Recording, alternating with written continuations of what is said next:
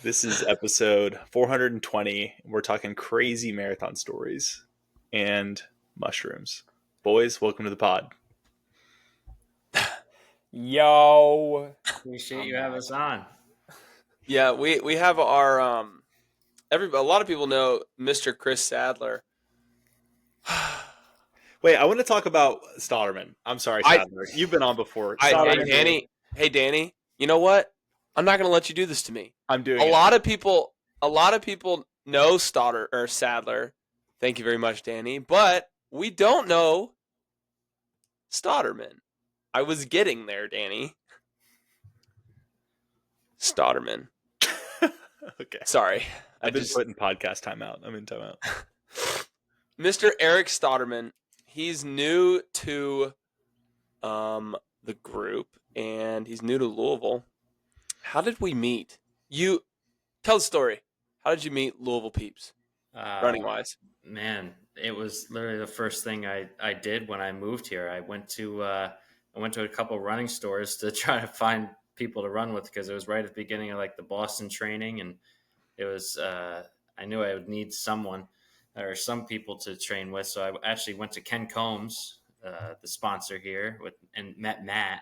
Literally like the day I moved here. I don't even think I've moved my couch in yet, but I went there and he recommended I joined a Discord called Corfedge, which I was very confused, didn't know how to spell it, didn't have any idea, but joined Corfedge and talked to a couple people and Jamie here, he texted me like individually and actually got me hooked up with our group chat with the people kind of on the East Louisville end here, the NoCo Locos and buddy Cheston. He's the person he told me, he's like, you probably live near Cheston here in Middletown. So hit up Cheston and noticed we're only like a mile and a half away. And then we met Scotty. You were there first run right from Cheston's house. You introduced yourself as Jonathan. I remember that. I did. Jonathan. Who's Jonathan? Yeah. Nobody. I was like, that was stupid. My name's not Jonathan. It's Scotty. Yeah, but basically that's how I started meeting people. And one thing that I also do is I love to go is the Thirsty Thursdays with the Corfedge people after work, like 5:30. Haven't gone in a few weeks. I've been too busy, but yeah, that's definitely it's been fun meeting a lot of people here. Dude, what a pro move. I saw the group in the group chat earlier that Corf said he's gonna buy beer for anyone who hasn't been to Thirsty Thursday in 30 days. So you could qualify. I haven't been in 2 years. You should go. We're at the tab. I might. It might be my first run back after the marathon. Be a good idea. Get super drunk off Mike's dime. Just like so many beers. At least 2. Will you drive me home? Yeah, I'll come down. Right. Third Turn Brewery in J-Town. No, they don't go there anymore, do they? Oh yeah, they don't like them anymore. Where do they go? We've gone to Parlor in J-Town. Parlor in J-Town. Parlor. Yeah. Dude, Eric Stotterman. What a pro move on how to meet people in a new city. Go to a running store and say like, hey, where are group runs? Or like, where do I run around here? That's like, I mean, you did it the right way, man. I appreciate it. It was something. The big thing was I just wanted someone for long runs for Boston. You know, I was gonna do some hard training, and I just moved here. It was like middle late January, so I was like just starting getting into it, and I just wanted to make sure I found some people because I had a nice group where I was in Williamsburg, Virginia, Colonial Roadrunners. They were great. A lot of good runners. A lot of good people. So what brought you to Kentucky? New job opportunity. I'm a director of amateur golf competitions with the Kentucky Golf Association. So I like run all the amateur golf events around the state. It's a very hectic time right now in June with women's state am right now, men's state am coming up right behind it and all these other events. But it's an awesome opportunity and I'm enjoying it. So like if these winners like are winning amateur golf tournaments in like a state. Sadly, this is my podcast. Are they getting looks from like the Corn Ferry Tour and stuff like that, or what's like the next rung up? No, this is. I mean, a couple of our tournaments, our men's AM is filled with Division One, Power Five golfers that are probably still looking to play at next level. But a lot of the events we put on, just like amateur series stuff, just stuff for any average guy who wants to who can compete no matter your age. We have different divisions. You have the Open Division, which is anything up to 50 years old. Then we got the Senior from 50 to 60. Masters Division 60 plus, and even Legends 70 plus. So we got guys that are 75 years old still out there competing with these other guys, and so we have that, and we have the woman senior, woman's AM. So it's all ages. Not really looking for like any professional stuff. That would be more on the PGA side, the Kentucky PGA side. But ours is, we have just a lot of amateur side, a lot of more fun events and good competition. Yeah, they're good golfers looking for a good competition, kind of like us. Exactly. Yeah, it's like a runner who's they know they're not going to make it to the highest level, but they can compete and they like competing. So it's like putting on events like that. It's very similar to like a race director. You're just a tournament director. Sounds like you're going to find the next Happy Gilmore. Maybe. I think he is the next Happy Gilmore. Dude, you could be a really good race director. I want a race director for a race that is a really good runner. Eric, you said your handicap is +3, so that's 69. It was. What's Justin Thomas's handicap? Oh gosh, probably like +8 or +9. Honestly, I don't. That's a lot, but it doesn't seem like that different from +3. It's to me. a lot. Yeah, like it's a lot. The big difference that people don't understand as much with golf is like someone says they're a scratch handicap, so it means like they're a 0. Like they're a good golfer. When someone's like a +3 or +4, the difference between that scratch and the +3 +4 is huge. Like that +3 +4 is going to be shooting under par probably 50 to 70% of the time. That scratch handicap golfer might do it maybe like one or two out of every like 8 or 9 rounds. Yeah, that's so you're saying you're pretty good. Used to be. Could you beat me in a round of golf? Granted, I've golfed like 36 holes in my entire life. Could you beat me if all I gave you, the only club, was a 9-iron? A 9-iron. Yes, I would beat. I think. All right. So what if me, Scotty, and Sadler played best ball against you, and you only had a 9-iron? I think we got a good competition there. Okay, we're doing it. Life and Strike Golf Scramble coming to a town near you with a 9-iron. Dude, I'm in. That could be. Oh, Chris Sadler's here. Sadler, what's up, dude? How's it going? Pretty good. Dude, I got this one club called the Spin Doctor. Eric, if he saw me using it, he'd be pretty disappointed. It's got like ridges on it. And it's like a 60-degree. I've had it forever, and it just puts so much backspin on the ball. That'd be my club of choice for our little Life and Stride golf outing. Give me 60 yards out. I'm backspinning that into the hole every time. You're done for, Eric. Nothing on us. Sounds like he's a +4 guy, Eric. You got competition. Actually, funny story, real quick, about golf again. The day after my first marathon, I played a round of golf and shot a 140. So there you go. Holy smokes. There's like a level to where you just don't keep score anymore. Wow, you kept score at 140? My brother-in-laws were making me. Tough. That's hilarious. Tough. And brutal. Sadler, so you're training for the Monumental Half Marathon. Allegedly. Is it a fish? No, it's not a fish right now. I'm more so training for the Manistee Firecracker 5K, the Super Bowl of running.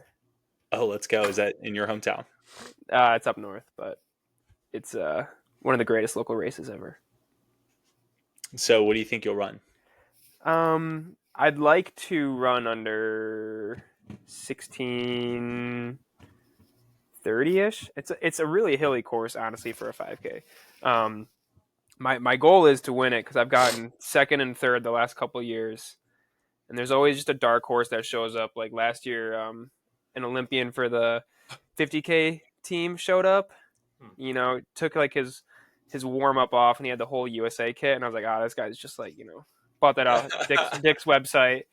So line up next to him, and he just takes off, and I'm like, yep, no, this is actually happening. So got second to him. So that was tough. So you got beat by a 50K Olympian in a 5K? Dude, exactly. And even worse, he lives so rent free in my head. I DM'd him on Instagram the other day to make sure he wasn't going.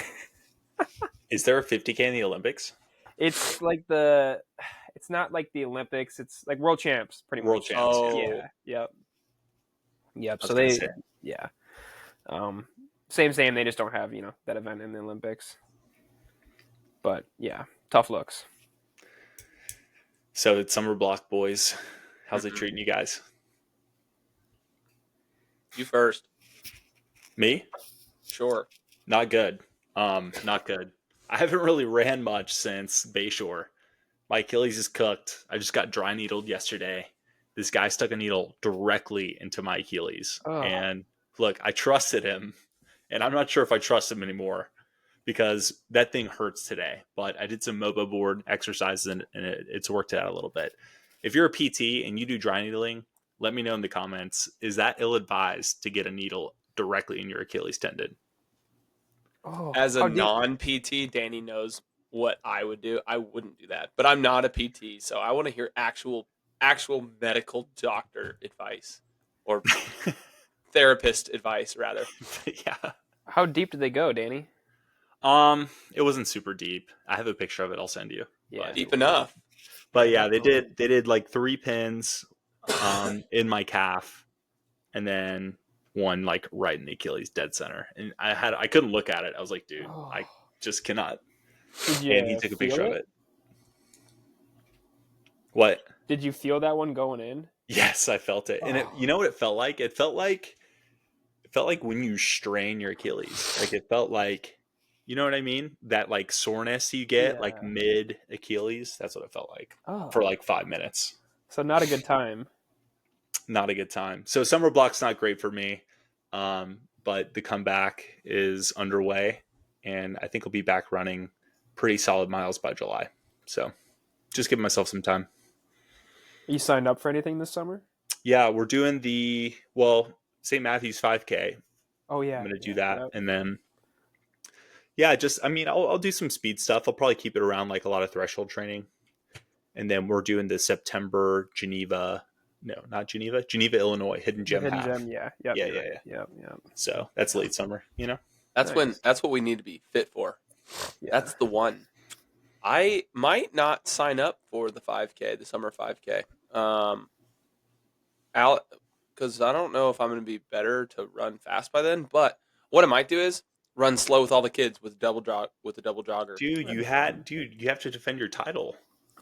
I also don't want to defend my adductor like tear after a marathon. So gonna try not to be El Stupido. We're pretty cooked right now. Life and Stride podcast is pretty cooked. Yeah. Bayshore took our souls. Michigan absolutely ripped us apart from the waist down. Except for Striegel. He's doing nasty stuff in Hawaii. Yeah. Striegel's in Hawaii he got kicked off a track today. That video he posted was so freaking 25,400 at 450 pace on grass in 80 degrees, 63 dew point. It's nuts. No one's doing that. No one's doing that. No. He's on vacation. Why is he doing that? Some vacation. I don't know. Because the man wants the OTQ. His coach said it's doable. I don't see why it wouldn't be. Well, of course his coach is going to say it's doable. I'm not saying it's not, but of course he's going to say it's doable. Stouterman, you travel a lot for work. How do you get your runs in when you're traveling so much? It's been rough for the last few weeks. I put it shortly. My alarm is set at like 4:30 a lot of mornings. Oh, dang. All right. What are your top 3 tips for our listeners to run while you're traveling? You just got to be super dedicated. That's number one. I mean, you have to have, it depends on, traveling. I got to be at the golf course by 6:30 in mornings. So I tend to could literally go for a run before 5 a.m. I would say stay dedicated, stay passionate, and be consistent. You don't have to. What I learned is like I don't right now. I'm not trained super hard. You don't have to go and do a workout every Wednesday if you just can't. But if you can still get in 5-6 miles, even if it's just easy, I think it's worth it. Just keep the legs moving. Sadly, you travel a lot for work too.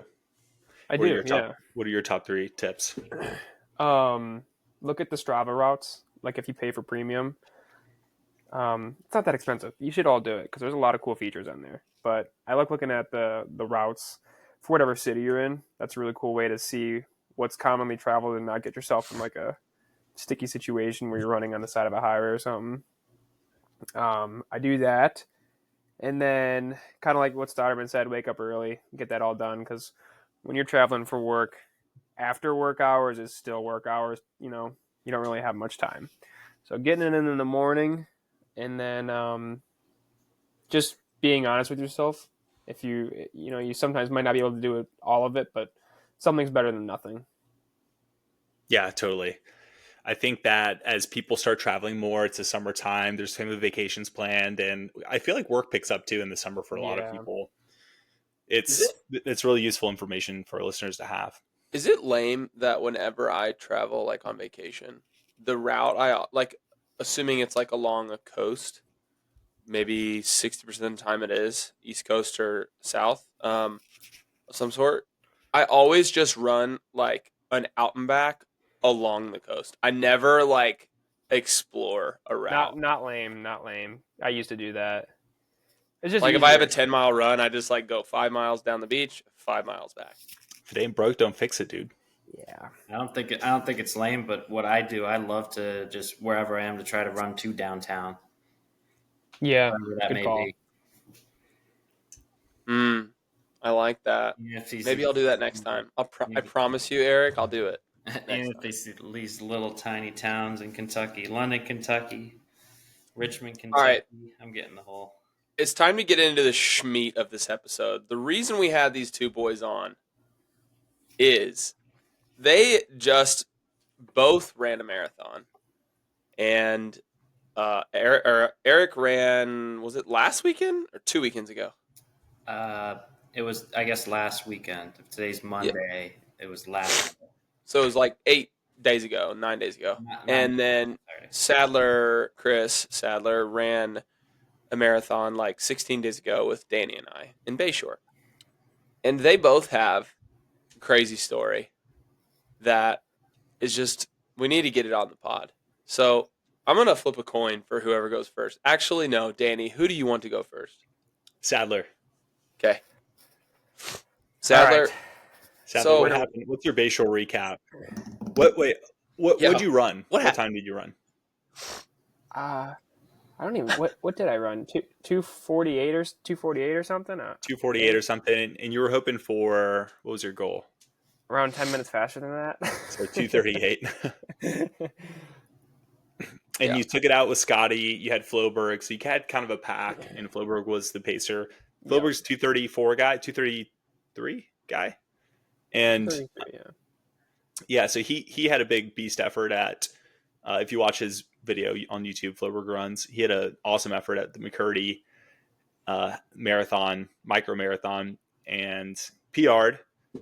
So he kind of detrained. I think it's pretty natural for marathoners to come off their blocks and detrain, and started upping the volume really close to time when it was showtime for Bayshore. And I believe he ran an 84-mile week the week before running Bayshore. So kind of, FAFO, right? If you know what I mean? Yeah. So you had a pack going out, Sadler, and take us through half. How did the first half feel? Yeah. For just titling the story, when you're 4 years old, you go into your parents' bedroom and you're like, "Mom, I flew up." That's kind of how I would title this. You go in there, or you go in there to use their bathroom to puke. That's kind of how this course handled me. But it was a pretty typical morning. I think one thing before that I should have paid a little bit more close attention to is when I was doing the carb load, I was struggling a lot more than I had in the past. Like even when Scotty, when we talked Saturday, you were saying you were hitting these numbers and whatnot for carbs, and I was like nowhere close to that. I think I just, since I moved in with Kendra, we have like a really strict diet that we don't really stay or steer away from. And when we started carb loading, we didn't really typically, you're supposed to cut your protein, cut your fats, and then just up your carbs, same meals, whatnot. And all throughout the block, I wasn't carb loading per se extremely hard for all the workouts, and it was working fine because I was just, taking a couple extra servings of carbs and whatnot. But we had a lot of just different things that week. Like we made like carb load, Rice Krispies, banana bread, a lot of, on paper, there's not that much sugar, but there's just a lot of stuff that we're not used to. So before that, I was just kind of feeling real sluggish, which you should with the carb load, but I was just struggling to eat stuff. And I found by like Friday night, I was craving like a steak or like just a big piece of, chicken. And I was confused because I never really get that, craving of protein. And that kind of made me a little nervous. I'm like, I think I maybe have overcooked the carbs, even though I wasn't hitting that many carbs. I just don't think my gut was really trained for it because I hadn't been doing it for a little bit. So I woke up, felt fine, honestly, went to the bathroom normal amount of times, was eating my normal breakfast. I couldn't get a full bagel down. So again, that was kind of another red flag. Really? No, I took like I took half of it and I couldn't get it down. So then I ate a Morton solid. Well, do you think that's a red flag though? Because I feel like for half my races, I can't get my full breakfast down before. I usually can. I don't know, because I just know like I have to. Right. So I don't know, but yeah, we went out right around 6 flat-ish pace, give or take 5 seconds back end, front end, and right around mile 5, I started getting like the side stitch or front stomach cramps, and I get those pretty commonly, and I usually have a way to deal with them, but it wasn't working. They weren't going away, and they just kind of kept coming back, and it was really hard to focus. I remember looking over at Scotty, I think around like mile 7, or maybe around mile 9. It started at 6, and I was like, dude, I just had like a really rough 3-mile patch there, and it's really early to be feeling that. So it's kind of hard to focus just on, racing. So we get to half. Floberg obviously pulls off. And that didn't really like mess with me because I knew that was coming just based on how he was feeling and whatnot. But right when we returned at half, I kind of, again, looked at Scotty and I'm like, dude, I'm going to have to puke here shortly if I want to turn this around. Because, again, I think rewind back to mile 6, I was getting that sloshing feeling in my stomach where you drink too many liquids, but I really hadn't had that many, which was, again, another red flag. I took a Gatorade on course, which I probably shouldn't have done because I never trained with Gatorade, but I think I just got in my head of like, crap, I need to get some carbs in. So you consciously made the decision to throw out so that you would feel better? Correct. Yeah. Because I was so full, and I was just kind of like burping continuously, and I just wasn't able to. I couldn't control my stomach because it just hurt so bad. So I was with Scotty until 15 or 16, somewhere around there. It was in between, somewhere 15 and a half maybe. And I burped, and then when like your mouth starts watering right before you're about to puke.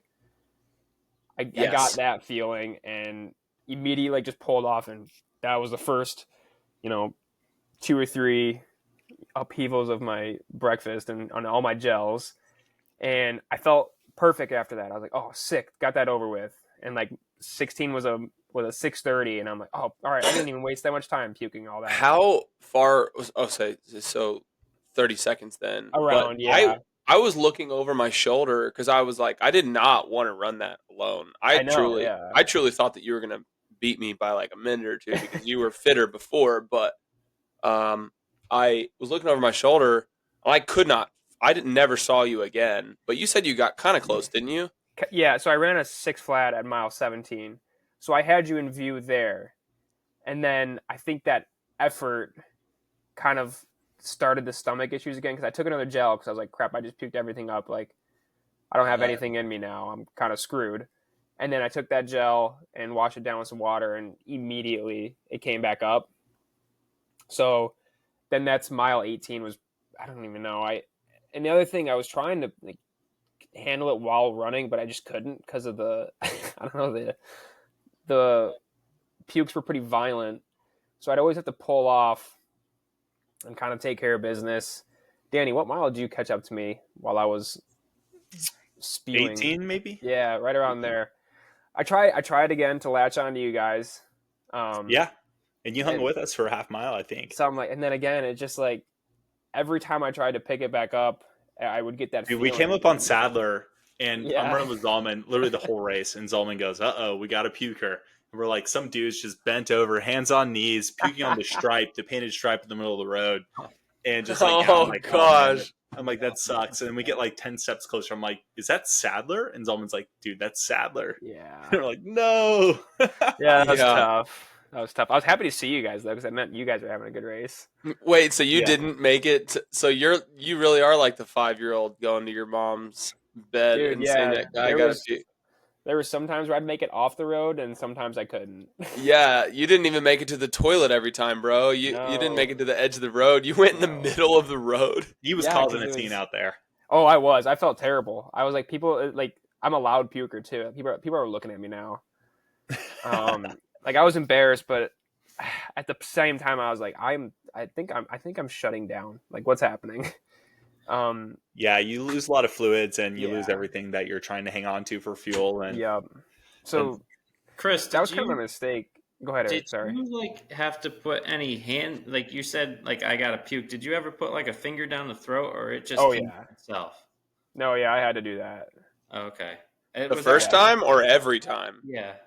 Like I don't know, one of the middle ones maybe, because I was just kind of like getting the feeling. Oh gosh, So that was kind of the best way to expedite the process. true. oh my gosh. So Yeah. when you started puking, like, did you have, I guess you like still planned on catching Scotty. Yeah, no, I had every intention every time after I puked, except for like when you guys caught me, I was like, all right, this is it. I'm gonna. So when we survive. caught you, you were like, did you think that you could run it in with us at that point? Or you thought Yeah, like my race yeah, I is thought I cooked? could. Okay. I thought at that point I was looking at like my average pace, my watch. I was like, all right, I'm still on PR pace. I think I was on PR pace up until mile 20. And I was like, if I can just latch on to Danny and them, I can at least get close to that, Yeah. What was Because the- like selfishly, I was like, that's great. We have another guy to run with. Like Yeah. Sadler's this will be awesome. Yep. At was what it- point did it Oh, sorry. like? At what point? Oh, were you saying something, Solomon? I was What'd you just say? asking what the previous PR was. 2:43 at Oh. Chicago. Sorry. You're good. At what point did it become not like a potential to PR? Like, because in the last 6 miles, you lost Yeah. like 6 minutes Yeah. or so, Let me look. I think it or was more. 21 when Floberg found me, because there was a couple miles in there. There was two like 8:30 or 8:40 miles where I was like straight up just unleashing everything in me. So again, when Danny passed me, I had every intention of sticking on, but every time I would up the pace or the effort again, it would just come back up at me. That's kind of the best way to put it. So Check it, Strava mile- splits. yeah, 16 was a 6:30, 17 was a 6:01, 18 was a 6:20. So I think that's probably when I tried to latch onto you guys, Danny, hmm because that there were some pukes in that mile, and then I tried to latch down for like I guess a half mile, and then 19 was a 6:48, 20 was a 6:55. So like those are like puke stop, puke stop, puke stop. And then 21 and 22 were 21, 22, and 24 was when it was like really bad. 21 was a 7:04. That's when Eric found me again, and he like this time I made it over to the side of the road, hands on knees, just unleashing again. He kind of passed me on the back. He goes, "Oh no, buddy. All right, I'm with you. Like, let's bring it in." And I was like, "No, dude, I'm seriously like, go ahead, go find someone else. Go finish your race. I'm chilling. I'm just trying to get there because it was an out and back. Like the fastest way to get there was to run. And I wasn't gonna Yeah. just like ask a local to can I stay here for a bit. So I was like, well, I gotta get it back. And I just had every intention of kind of like just jogging it in. It's like you knock on someone's door. Yeah. Excuse me, can I take a nap? I'm a widow tired. You got Tums? You got Tums. Mike Korf brings Tums with him. Dude, no, I during talked races. with him after. He goes, "You might be a Tums guy." Yeah? Yeah. I might need to rely on that because, like, backstory, I struggle with like acid reflux and heartburn all the time. Oh, really? Yeah, and I like rely on Pepto for a lot of things. Yeah. Sing the Like, all- song. I don't even think I know it. Nausea, And headache, Pepto-Bismol, upset stomach, diarrhea. indigestion. Yeah. Yeah. Yeah. Yeah, that's kind of what I was No singing. sponsors. No free while I was ads. dying. I'm vibing. Chris. All right. This is my take on the carb load. Totally overrated. Totally agree. overrated. I agree. Most people don't do it right. Like most people think that they need to just like smash carbs, and there's these carb calculators out there, and we've had people on the podcast kind of advocate for it. It's like, dude, ever since I heard Brady Homer say, you're not expending as much, so you're going to store more naturally during the taper. I'm like, dude, that makes sense. My best races, I've had like a big breakfast the day before, Yeah. and that's it for the carb load. And I Yeah. think that's enough. I think like the traditional, you need to be pounding carbs like all the time is people do it wrong. Dude, it's funny you say that. When I went to my cousin's that night, he's a 238 guy. He was watching me just pound carbs. He goes, "Dude, what are you doing?" I'm like, "Oh, I'm carb loading." He goes, he's older. He's 36, so he's got a little bit more experience. He ran in college and whatnot, but he's like, "Dude, that's fake news. You don't need to do that." Yeah. He's like, just have a bigger couple meals. You're fine. Yeah. And I'm like, "Oh no, I've Totally read so agree. much stuff on this. It's worked for me a couple times." And he goes, "All right." And then, that bit me in the butt. Yeah, I think it's a psyop, dude. I think I it's agree. totally fake. Brady came on the pod and said there's not a ton of evidence to suggest that there's actually a lot of benefit to it. Yeah. Like you need your baseline carbs to be able to run for over 2 hours to run that distance, Uh-huh. but you don't like your liver is not going to store any extra just because you're trying to put down extra. It's just going to aggravate your stomach. Well, that's what my cousin said. He goes, "You're just gonna piss off your GI tract." And Yeah. I was already in it, so I was whatever. Yeah. You were like, Yeah, I'm too far gone, brother. yeah.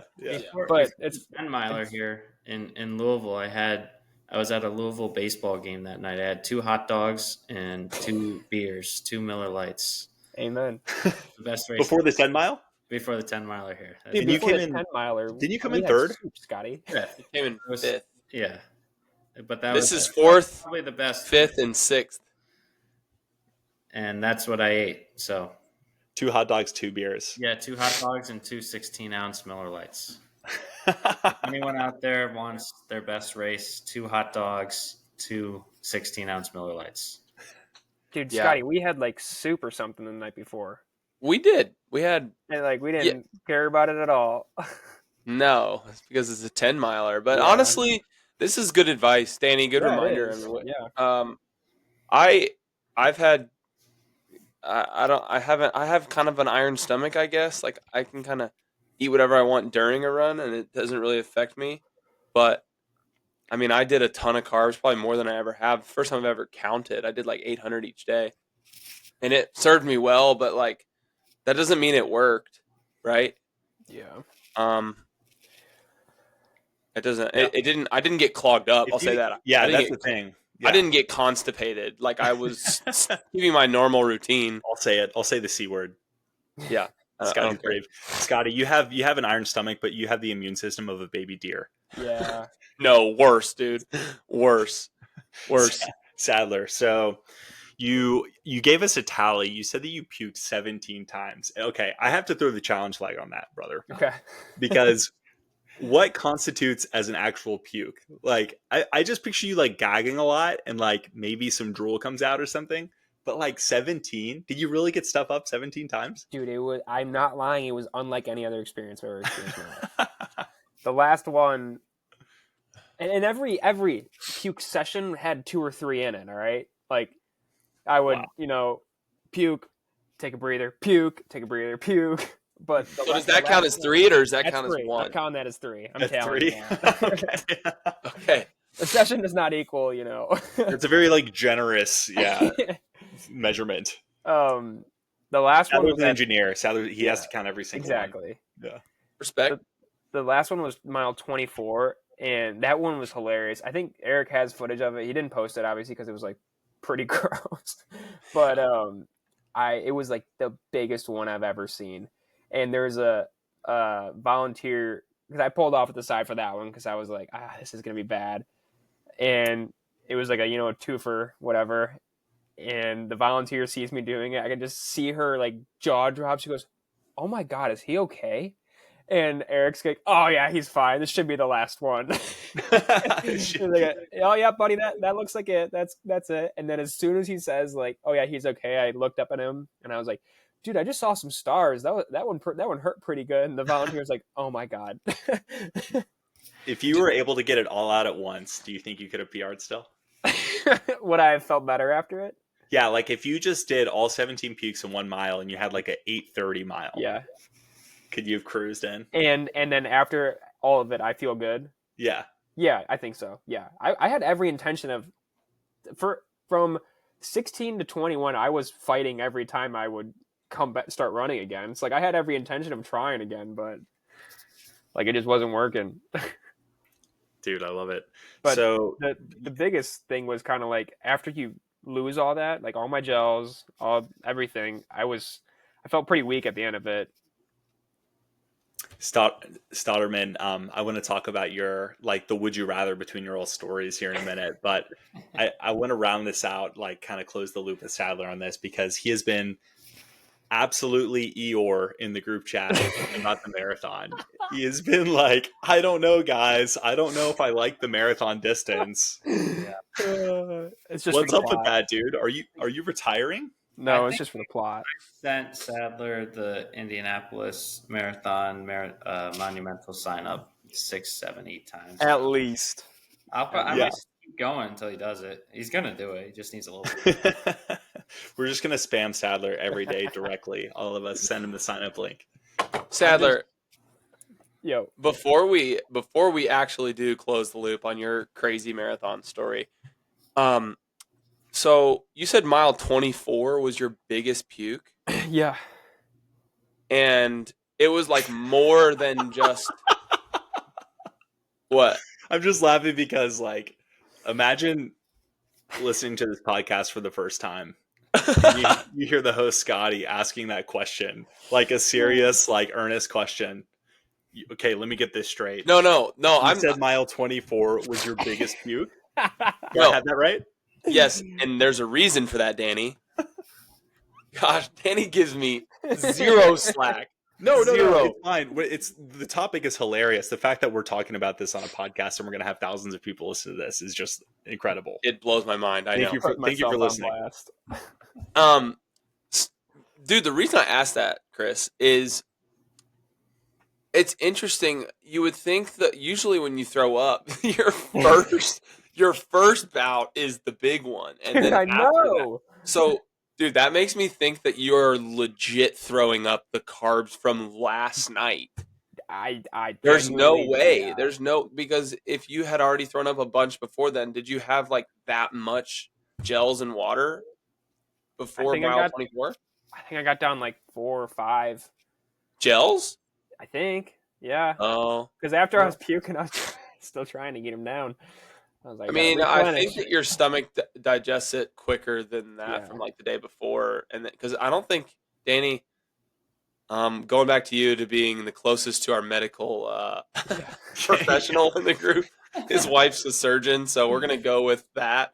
You can't vomit stuff once it's past your stomach, right? Once it gets in your intestines, you can't like. Hey, let me phone a friend. Hey, honey. She's downstairs watching TV. She can't hear me. I have no idea, dude. I have no idea. Well, she would know. I'm pretty sure it comes. Yeah, like once it's in your stomach, like once it goes past that, you're gonna have a hard time getting it back up. I think that's just when it turns into the other end. The other end, yes. That's the question I had for Sadler. Was there anything that you felt that was going to come out the other end, or was always? Oh, that is a good question. No, I felt pretty good on the other end. No. Thank God. You felt pretty good on the other end. All right. I didn't think anything was gonna. We're going to leave that there. Yeah, well, yeah. I'm just gonna stop on that one. So, are you going to run the marathon ever again? Yes. I just don't know when. You have a crazy year. To your defense, Yeah, I I think just that's got a like crazy year. the best thing. You got roughed up during that one. Like, no one's going to argue that. You were probably realistically expecting like a 2:37 day, and I think all of us kind of expected that for you. The level of fitness you were in, I think you could have run even faster. Yeah. But it, like, you just take those hits with this sport, right? Like, that's part of the story arc, is to your personal story, right? Yeah. To us, it's like fun and we joke Yeah, about it, and like, absolutely. but that's part of the character building aspect of it. I think is when you get back on the horse, like, have a hard summer block, and I think all of us want that for you. And so that's why we're busting your chops so much Yeah. on this. No, So, it's good. I have, like I said, I got a 5K next month. I got a mile race next month, and then a 10 miler in August. Those are the three that like I have set in stone. I think maybe another 5K or couple 5Ks in September. So the problem is, I'm getting married this year. I got all these different bachelor parties. I guess that was not a terrible to say. problem. No, not a problem. Let's reframe that. Yeah, the overarching thing is I'm getting married in October, Yeah. which is fall marathon season. Conflict.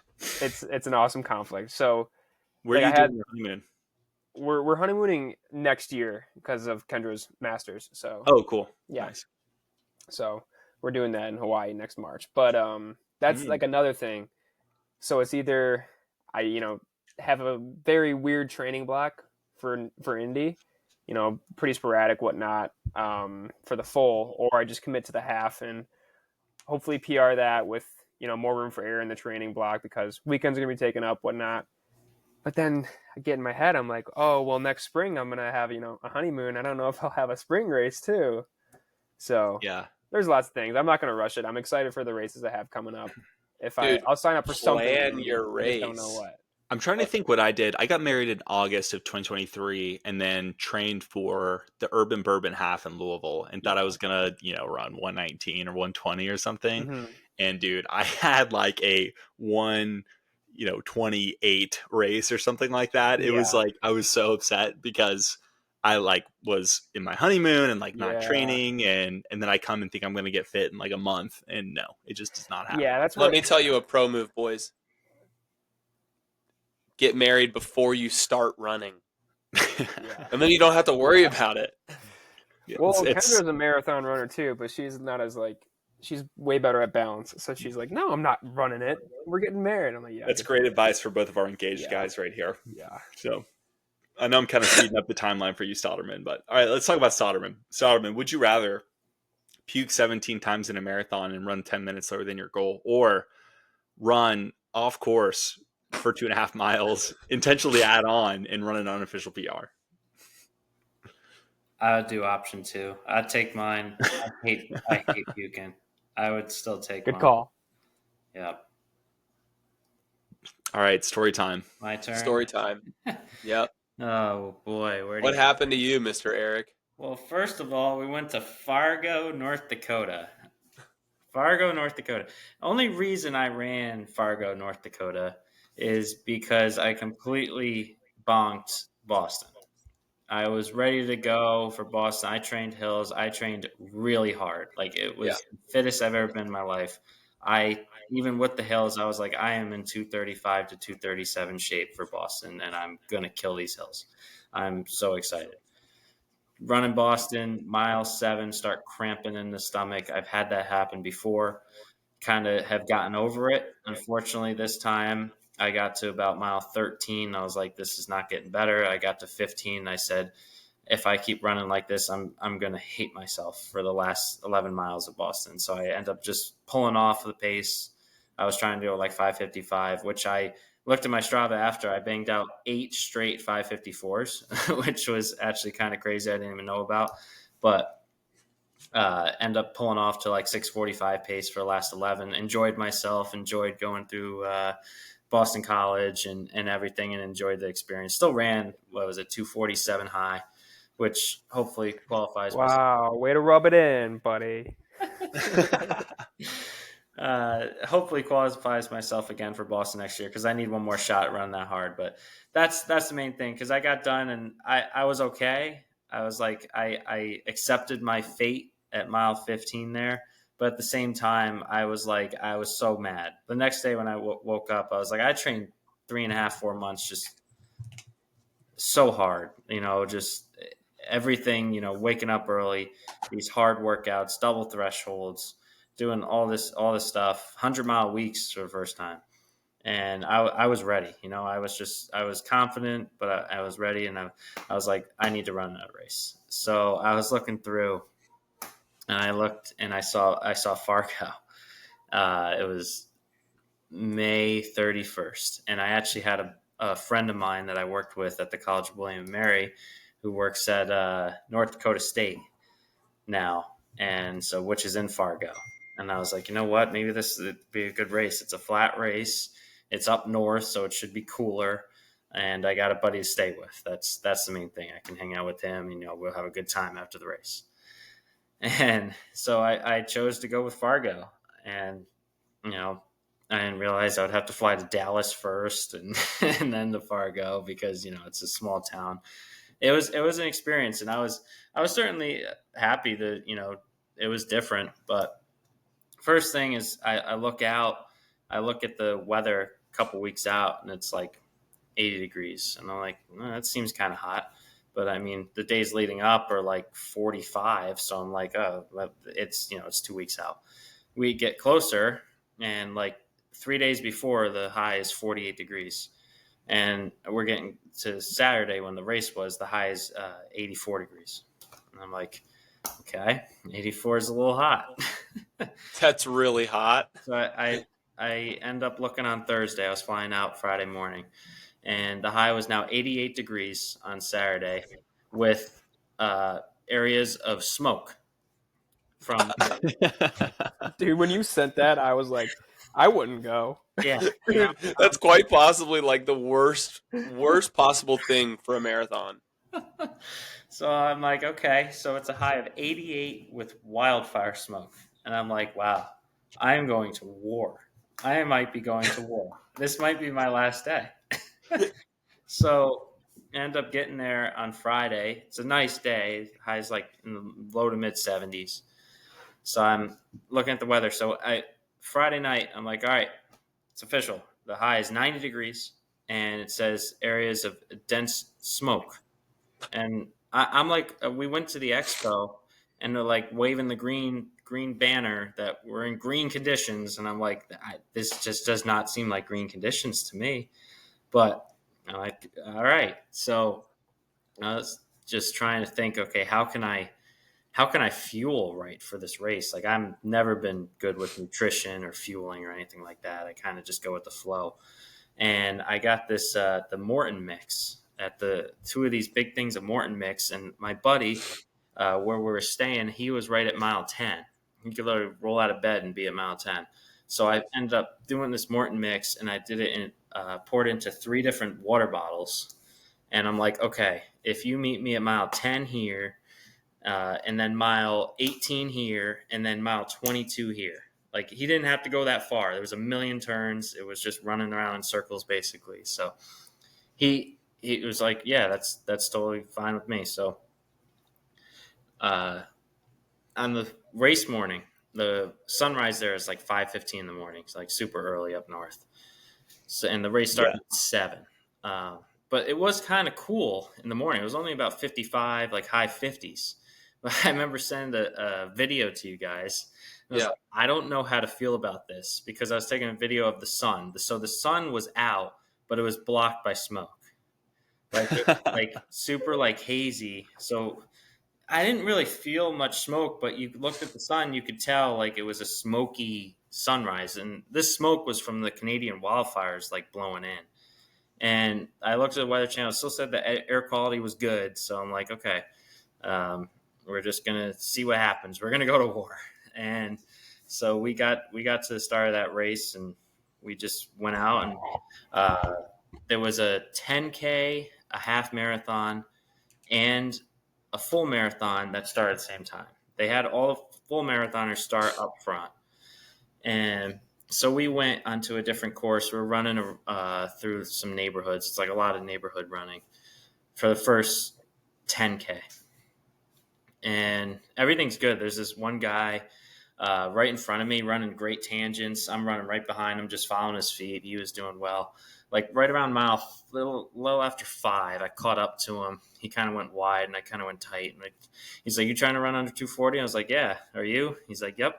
I'm like, "All right, let's see what we can do. Let's try to, latch on."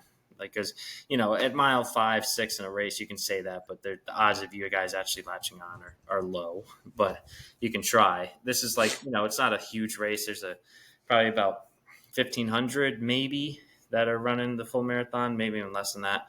But there's not going to be a lot of people to run with, especially when you're up near the front there. So we ended up going to mile 7 together. So we made it just under a mile.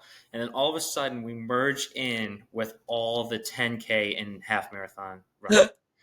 Oh my God. It was a disaster. They are taking up the entire road. I'm just trying to find a little sliver on the left.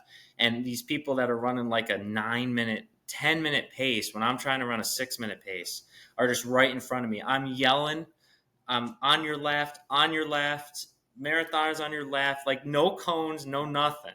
Like I don't want to like mock anything from the Fargo, but you kind of got to keep people on the side of the road that are on each different race, in my opinion. So I kept yelling at them. Like most people got out of the way. I had to do a little weaving. Oh man! Then all of a sudden, this was a few miles in. Then we got to mile 8, and there's a tight left turn, and I'm staying. I'm running these tangents. I'm like feeling pretty good, and I'm like, I'm not letting anything get in my way. All of a sudden, this girl's running. 9-minute pace in front of me, right around the turn. I yelled at her 9 times. I'm like, "On your left, on your left, on your left, on your left," like yelling. She has the big earphones in. She doesn't hear me. Oh. I'm like, this is not good. And right as we're going around the turn, I literally got right behind her and I pushed her. I 2-hand pushed her. I don't know. I'm almost positive she fell to the ground. And if she somehow hears this, I apologize, but just get out of my way. You can't be in my way like that. I felt bad, but at the same time, I'm like, I wouldn't have done anything different in that situation because she should. I can't wait for Mike Corfage and John Bazell and Tom Bazell to hear this, because the amount of crap I get for shouldering a woman. You 2-handed a woman. Yeah, no, So. Scotty, I said it to Cheston and Sam Bland on our run this past weekend. I said to him, I was like, Scotty got so much crap for like literally kind of just like splitting 2 girls. I literally pushed a girl to the ground. So I don't blame you.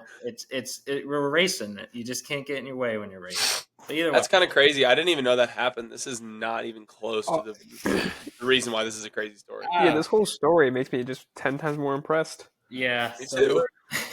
We're still going. So I get to mile 9, and I knew that mile 10 is where I was seeing my buddy. And I knew what his apartment complex looked like. It was like a kind of a blackish building, and I see it at mile 9. And I'm looking at it, I'm like, oh, this is kind of weird. I feel off. We make a right, and I start running away from it. And I'm like, I think I might have missed a turn because I mixed in with all these half marathons and 10K. I might have missed where the marathon went a different way. Like I didn't see it. There were so many people, and I just kept going. And all of a sudden, I get to mile 10. I make a left, and there he is. And I'm like, okay, we're good. Like I told him, like as on the way by, I'm like feeling good. Thought I got lost, but we're good. I grabbed the water bottle, carried on. So then we went from mile 10. Holy foreshadowing. Keep going. Yeah. So mile 10, just past there, you go to a sidewalk. You literally start running on a sidewalk, and it's pretty clear for a little bit because there's some spectators. But after about a half mile on the sidewalk, there's not many people, and there's a lot of split offs. Like there's a sidewalk goes to a park and this way, and there's no arrows, no cones, no nothing. Luckily, there's just like a couple people, and I'm like left, right, where am I going? They'll just be like, go that way. I'm like, okay, thank you. And then you go over the bridge, over the river to Minnesota, which is right. It's Minnesota. It's I forgot what town it is in Minnesota, just across the river. So then you run through like a park there. So then I got to like mile 11 and we get onto a road. It's pretty clear. So at least we know where we're going. But then I got to like 11 and a half and I'm like, oh no, I got to pee again. Like this happened back in Chicago. And I was like, all right, well, I think I'm kind of an expert at this now. I'm just going to let it rip because I was just, I was just watching, if to see if there was many people around. This was like a super empty area. I'm like, okay, I'm just gonna let it rip. I'm sweating. That is psycho behavior. Yeah, so I just kind of let it rip. Went down the left side of the leg and dripped out. We carried on. Did it take a lot longer than normal to pee? It felt like you were peeing in the ocean. That's what yeah. You know how it takes a real long time when you pee in the ocean. That's exactly what it felt like. I kind of like peeing in the ocean though. Yeah, no. I honestly, when you're by yourself and you just kind of had to go. I had no issue with it. In Chicago, it was a little sketchy. It was my first time ever doing it. I was also in a major city doing it. But this one didn't slow me down at all. I'm pretty sure I ran mile 12 in about 5:58. So did not slow. You're the second serial peer I've ever met for marathons. Yeah, you know. There's not many of you. You're a rare breed, but we need to preserve you and protect you. So what happens is when you're in Minnesota here, you make that you cross the bridge at like 10 and a half, 11, and you run like 3 miles through this park and then through a neighborhood. And then you get to mile 13 and a half. There's a cone turnaround. And the person told me, turn around. So I turned around, followed these people out. I counted actually how many people were coming back at me. And I was pretty sure I was in like 11th or 12th at the time. And I was like, and this is when I started feeling really good, like ridiculously good, like halfway through. Mile 13 on my watch was like 5:51, and so was mile 14. But it hit like mile 14, and what happens is you're running straight back at runners. So you're basically coming exactly the same way back as you came. But there's no same thing. There's no like cones in the road or anything. So when we get towards like making a left, why would I go all the way on the right side to make that left? I'm going to take that tight. You know, I'm going to run tangent tight. Yeah, I don't think I'm cutting the course at all. There's no cones. I'm going to keep it tight. So there's runners passing me on my right side, which is, you know, they're always passing on your left side, but they're on my right side. I'm taking it tight. And so I get past mile 14, and about a couple minutes later, all of a sudden I see mile 17. And I'm like, what happened? I was like, in my head, I was like, did I get lost? But then another thought came. I was like, maybe we circle around again. Because on my watch, I'm at like 14 and a half. I'm like, maybe we make another circle. You know, I haven't got to 15 in my watch yet. And maybe we come back around and this is where we hit 17. So I just kept going. And then I see mile 18. I'm like starting to think, like, I feel like something's wrong. And then all of a sudden I cross the bridge back over to North Dakota, and I hit mile 19, and that's where just past 18 is where I see my buddy who was supposed to meet me at mile 18, which he did. But on my watch, I'm only at like 15 and a half. I told him, I'm like, something's wrong. Just give me the bottle. Oh. Basically, I remembered the map a little bit. There were so many turns, but I remember the map a little bit so if you start going like 2 miles straight south and then you come back north. And I hit mile 20, watch says 17 and a half. And I'm like, okay, I clearly messed up. Something messed up. I don't know what it was. I don't know if I missed a turn. I'm no clue. But I'm like, in my head, you know, you're starting to get marathon brain. You're still trying to see what you got. I go, all right, when I get all the way to that south point, it's like near mile 21, I'm just going to go off course. I'm going to go off course for 1.25 miles out, and I'm going to come 1.25 miles back. I cannot believe this. In my head, I was like, that's what we're going to do. I'm going to tell them it's unofficial, but you know what? I'm going to tell them at least I ran 26.2. So I got down there, a bunch of people near this turn, and I just make a left. Everyone making a right, I just make a left. And I'm like, okay.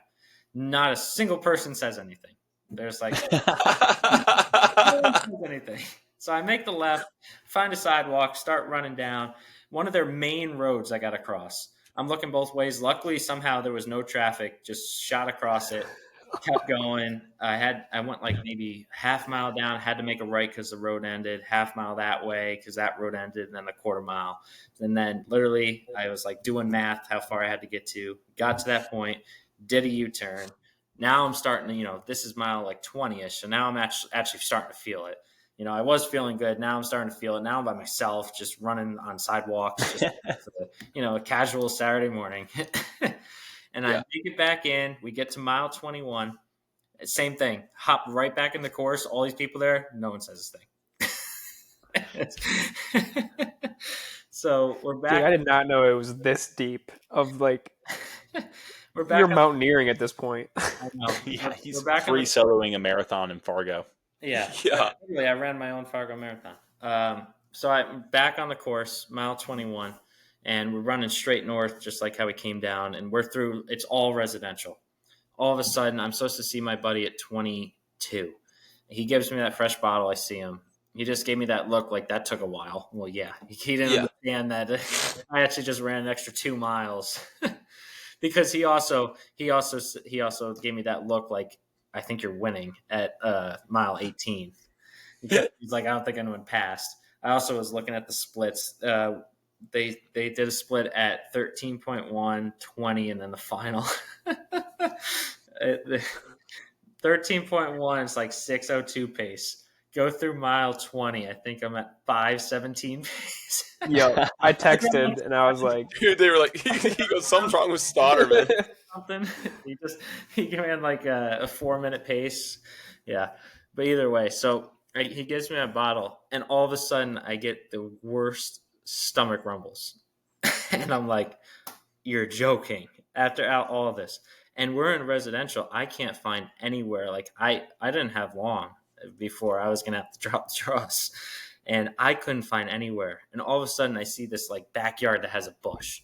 And I like literally made left onto this road to jump back there. As I did that, a car pulls into that driveway. I'm like, you're joking. Like I had to like stop, pivot, and go back out into the road. I'm like looking frantically right, left. There's people on all sides. It's literally just a residential area. Somehow there was this little creek in the front yard with a bush around it. I mean, not that hidden. I was like, I got to go. So I dipped down into this left downhill area, and there's people around, but no one, the same thing as like when I ran off the course. No one like said anything. What mile is this? This is like 22 and a half. Like, how are you? I'm looking at your splits right now. How are you not losing?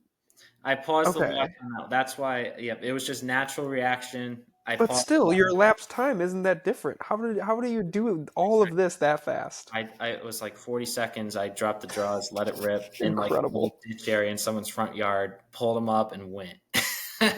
Like running through the grass, back out, and then we finished out the last like 3.5. Called Scotty on the last mile. So he called me because I called him during Bayshore. He was. You were the first person I called actually at like mile 18 maybe. And I don't know if you could hear me when I was running, but I couldn't hear a freaking word you said, dude. And I actually did hear a little bit, and I heard like off the course, it's not going to be official. I ran off the course, and then it'll be, the distance will be right, but it's not official. And I'm trying to like figure out, I'm like, what?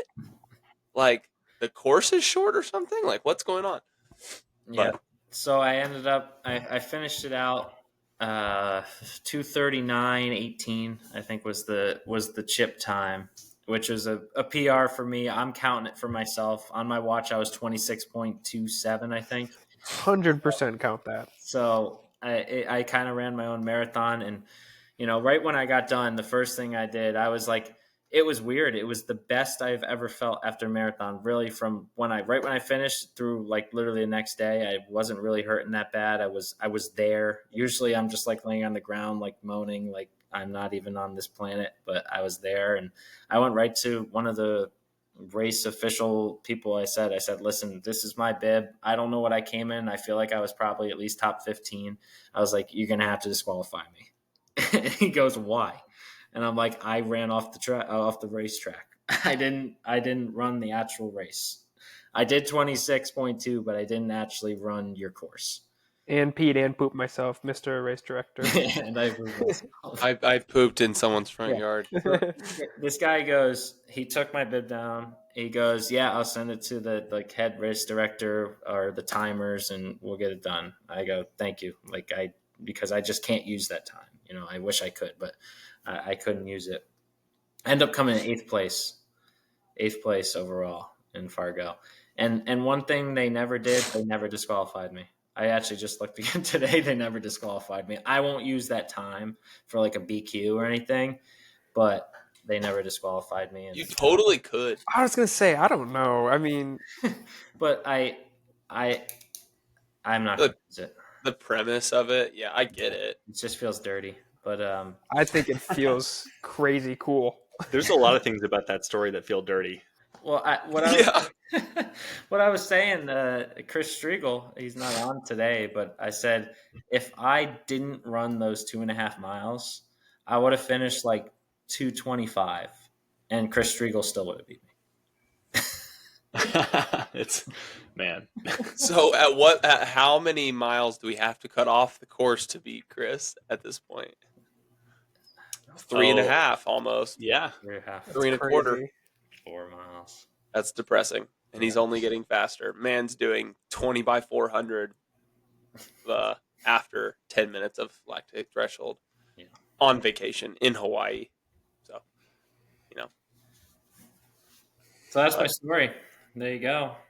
I think I'd rather have Stotterman's story and Stotterman's experience. Yeah. Because puking 17 times, and I still don't believe you, it was 17. Yeah. And one other thing is really with the smoke, I thought it played to be positive because it really kind of blocked the sun and it kept it kind of cooler. I don't think it ever even got to 70 by the time I ended. It was supposed to get to almost 75. I think maybe it got to 70 by the time I was done.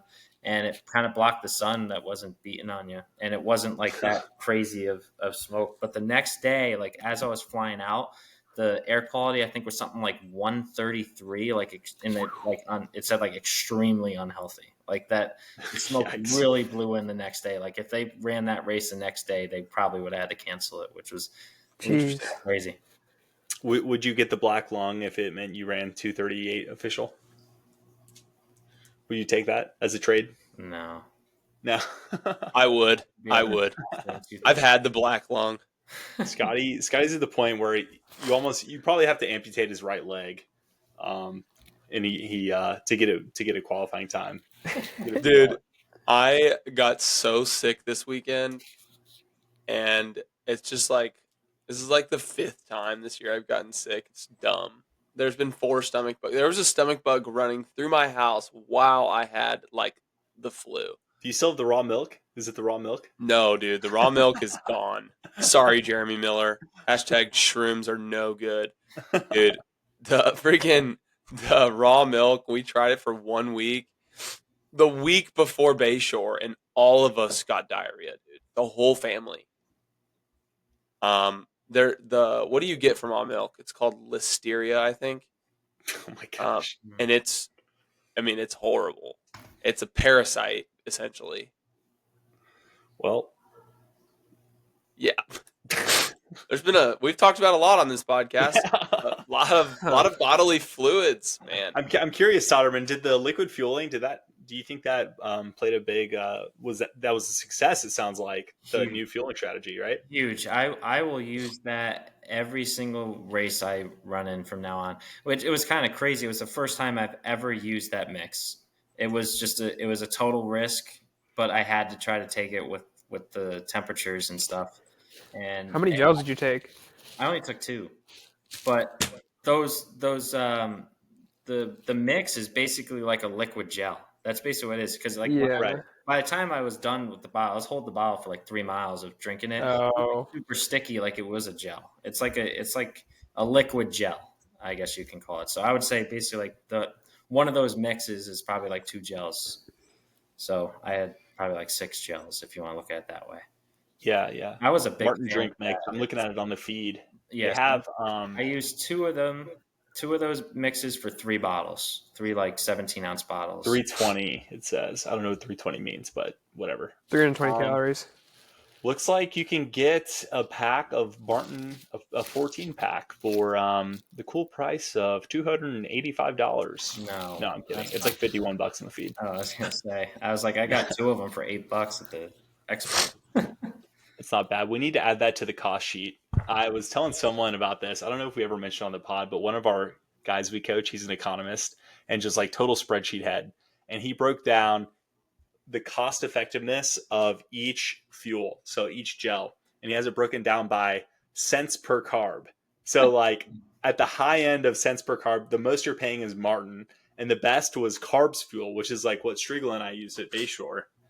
So, and Azoya was down there on the lower end too, I think. So, I'm gonna start doing that, Danny. The carbs mix. Even though I've tried it, I hate it. I'm gonna force myself to like it. yeah. I mean, it sounds like it's worthwhile. Dude, it freaking worked for you and Striegel. Yeah, it's good, dude. It's I thought you was talking about the mix. Yeah, the gel is 50 grams of carbs, and it's not really, I don't think it's any more volume, maybe just a slightly more than a Martin. So the cool thing about it is that it's like more compact carbs, like more dense carbs in that gel. And I can get them all down in one hit, and it's every 30 minutes. So you get to spread them out a little more. So I think that's the move for sure. I love the carbs. They just kind of taste a little cough syrupy, which is what I'm struggling They with. taste weird. They taste kind of weird. You have to get You just gotta used get to it. over it. You gotta be a man. Would you fuel with cough syrup, like to practice? Yeah. To practice liking the taste, you could just start doing cough syrup. Chris has a sensitive tummy. Yeah, and I'm gonna have to consult my doctor before that. Yeah. Isn't that like we're gonna go down another rabbit hole? But isn't cough syrup mixing that with something else like lean? That's like codeine syrup. That's right. what all the rappers drink. Yeah. I highly Not medical recommend. advice. Don't drink lean for a race. Yeah, please don't. All right, boys. Great, crazy marathon stories. Scotty, I'm sure we both have some marathon stories, but we're running out of time here. We can tell ours at any time. Yeah. Chris and Eric, you guys are absolute legends, and I can't believe that I know you and that you have these awesome stories to share. Thanks for coming on, boys. It's been a great pod.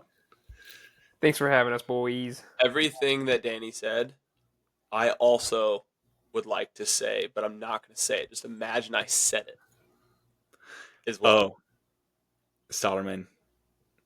Billboard question. If you had a billboard,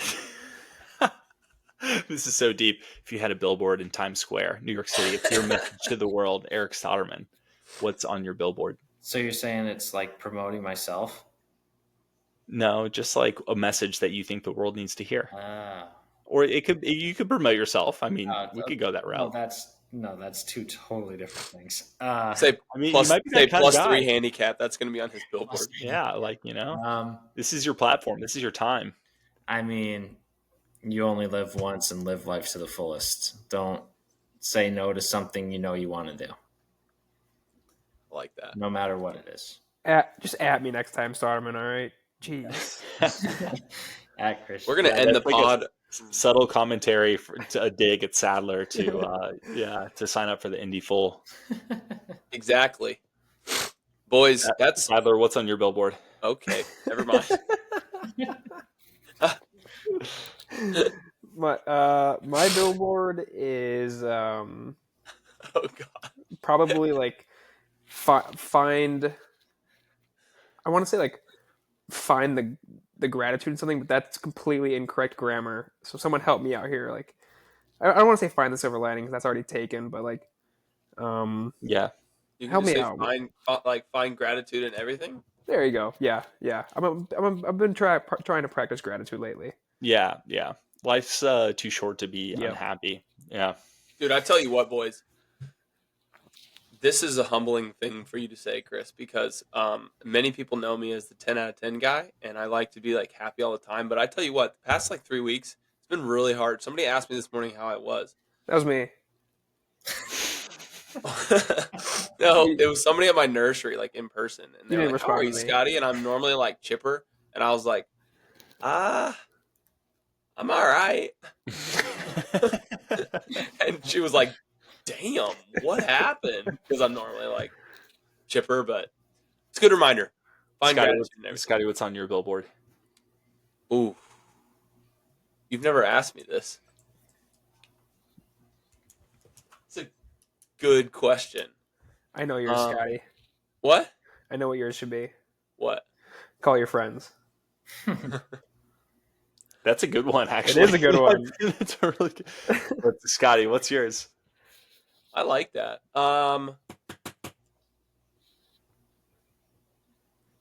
Dude, I don't know. Frick, hold on. I'm just good at asking questions. Scotty, I really like that one. That one's perfect for you. Yeah, but Danny's making me find my I want own. him to think of his own. This needs to be organic, Scotty, from Scotty's brain, because it's a treasure.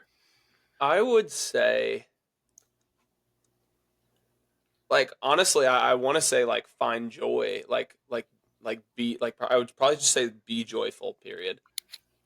Which is kind of gratitude. It's different. It's very different. But Yeah, I think it's different. I enjoy like joy, like, and then filling other people with joy.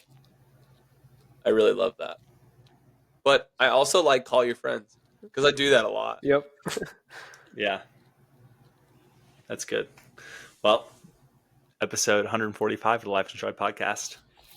I'm starting to Crazy lose count. We're out. Love you, mean it. Peace. Appreciate it. Peace. boys. Love you, mean it.